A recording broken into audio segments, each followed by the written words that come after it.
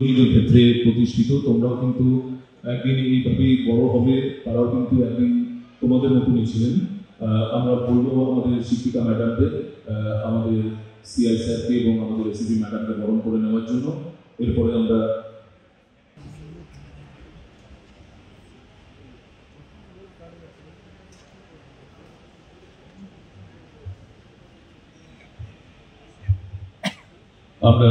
জানিয়ে রাখি যে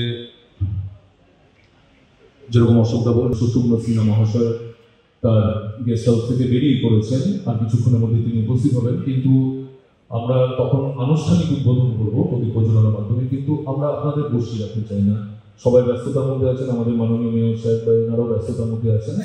আমরা সেই জন্য আপনাদের যেরকম প্রথমেই বলেছিলাম, আমরা আজকে এক্সিবিট করবো ক্লাস 10 এবং 12 এর টপার্স from আমাদের সিবিএসই বোর্ড এবং আমাদের ওয়েস্ট বেঙ্গল গভর্নমেন্টের যে কারিকুলাম আছে সেখান থেকে। সুপ্রভাত, ধন্যবাদ অশোক মহাশয়কে এত সুন্দর একটা প্রোগ্রামে আমাদেরকে ইনভাইট করার জন্য। মঞ্চে আমাদের মেয়র সাহেব, মুখ্য সেক্রেটারি সাহেব, অন্যান্য কাউন্সিলররা, আমাদের ডেপুটি মেয়র সাহেব সবাই আছেন। তো আমি সবাইকে আমার তরফে আমার সম্মান জানিয়ে, বা পরবর্তীকালে আমাদের দেশের সব কিছু নির্ভর করবে। তো সেখানে এরকম একটা এনকারেজিং প্রোগ্রাম থাকার ফলে হয়তো আমরা আরও ভালোভাবে নিজেদের স্বপ্ন বা ড্রিম যেটা আছে সেটাকে অ্যাচিভ করার চেষ্টা করব।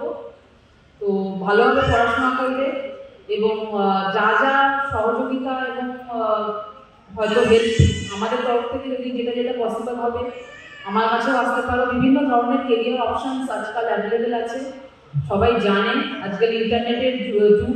তো নেটেও অনেক রকম আমরা হেল্প পাই, অনেক রকম সাজেশন পাই। তো গার্জিয়ানদেরও সাথে বলতে চাইছি যে আপনারা যেইভাবে ওদেরকে হেল্প করেছেন পড়াশোনা করতে, আজকে ওরা এই অবধি পৌঁছেছে এবং এটা হয়তো প্রথম বড় পরীক্ষা, তারপরে আরও অনেকগুলো পরীক্ষা, জীবনের পরীক্ষা বাকি আছে। তো সবাই ভালোভাবে যেন সেই সব স্টেপগুলো আমরা ভালোভাবে তোমরা পার করতে পারো, এটার জন্য অনেক আগাম শুভেচ্ছা এবং অভিনন্দন রইল। কঠোর পরিশ্রম করো, তবেই হয়তো স্বপ্ন একদিন সফল হবে এবং আমরা দেশের এবং আমাদের সমাজের কাজেও লাগতে পারবো। ধন্যবাদ।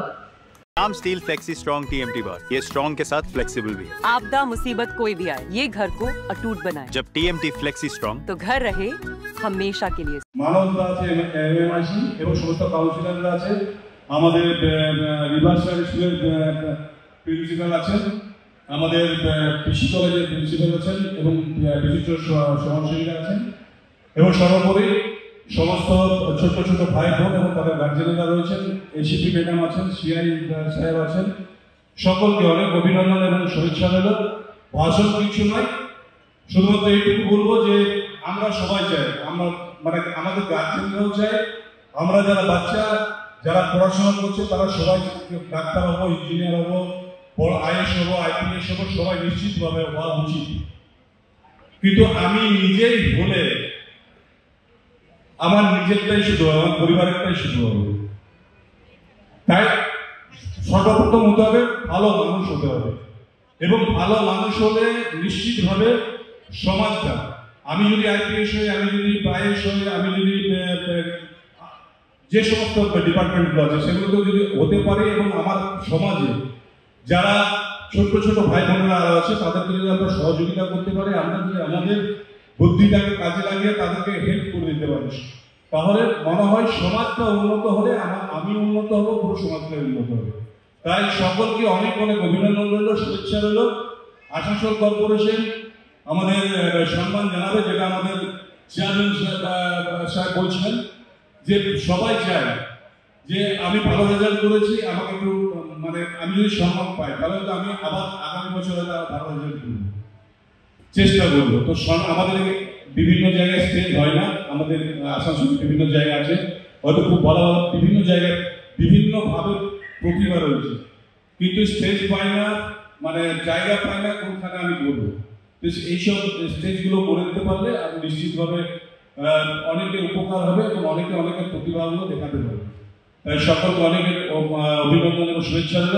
আর বর্তমানে পড়াশোনার ক্ষেত্রে বর্তমান রাজ্য সরকার এবং পশ্চিমবঙ্গের মাননীয় মুখ্যমন্ত্রী মমতা বন্দ্যোপাধ্যায় যেভাবে বিভিন্ন ধরনের প্রকল্প দিয়ে, মানে সেটা যে কোনো ধরনের স্কুল শিক্ষার্থীদের ক্ষেত্রে তো রয়েছে, তাছাড়া বিভিন্ন দিক দিয়ে মানুষকে মানে সহযোগিতা করার জন্য বিভিন্ন প্রকল্প করেছেন এবং আজকে বর্তমানে বিভিন্ন আমরা যখন পড়াশোনা করছি তখন তো শুধুমাত্র আমাদেরকে হয়তো কলেজ পাস আউট করার পর হয়তো আমাদেরকে বর্ধমান দৌড়াতে হতো। তো সেখানে কিন্তু এখানে আমাদের আসানসোলে কাজী নজরুল ইউনিভার্সিটি হয়ে গেছে।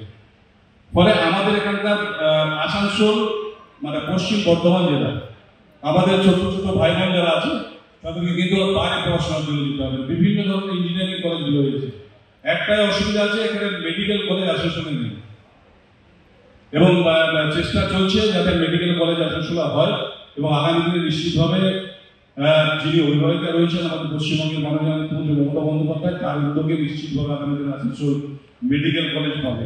তাই সকলকে ধন্যবাদ দিল, সকলে নিজেদের ये स्टाइल का मामला है रूपा फ्रंटलाइन।